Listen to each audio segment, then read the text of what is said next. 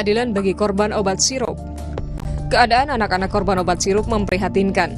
Yang selamat menjadi cacat. Kompensasi uang tidak cukup mengganti penderitaan mereka. Pemerintah berjanji menyantuni keluarga korban obat sirup yang mengalami gagal ginjal akut progresif atipikal. Ratusan anak di 27 provinsi pada Oktober 2022 mengalami gagal ginjal setelah minum obat sirup yang kemudian terbukti mengandung cemaran senyawa etilen glikol dan dietilen glikol. Santunan akan diberikan kepada 204 keluarga korban meninggal dan 122 korban yang masih bertahan hidup. Kita lega pemerintah mengakui adanya kekurangan dalam pengawasan keamanan obat-obatan yang dijual kepada masyarakat. Kita juga sangat prihatin karena separuh lebih dari jumlah anak-anak yang meminum obat sirup itu meninggal. Anak-anak yang bertahan hidup menjalani kondisi tak kalah memprihatinkan.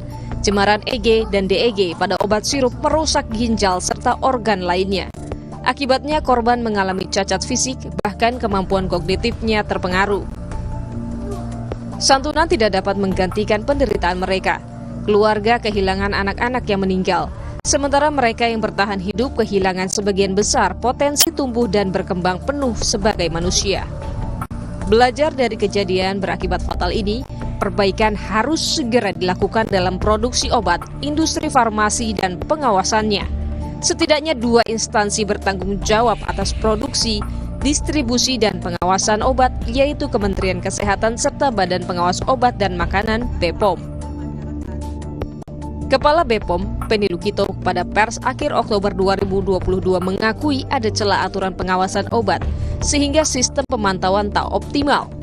Aturan masuknya bahan baku industri farmasi belum mensyaratkan surat keterangan BPOM. Celah ini menyebabkan pengusaha menggunakan bahan berkualitas industri alih-alih kualitas farmasi. Harga keduanya terpaut jauh. Kedepan jangan ada lagi produsen obat tak bertanggung jawab mengabaikan aspek keselamatan dan kesehatan masyarakat.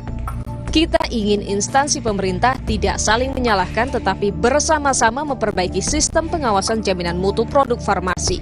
Perkuat kelembagaan, bangun institusi dengan administrasi terpelihara serta menjaga penghargaan atas prestasi dan integritas. Kita dapat belajar dari negara lain yang pernah mengalami hal serupa dan berhasil mengatasinya dengan baik. Evaluasi sistem pengawasan secara transparan, komprehensif, dan akuntabel agar masyarakat mengetahui.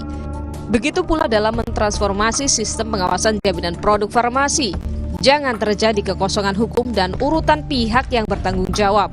Kita perlu mendengar gugatan hukum bersama keluarga korban untuk memberikan keadilan bagi korban dan perbaikan sistem kesehatan nasional.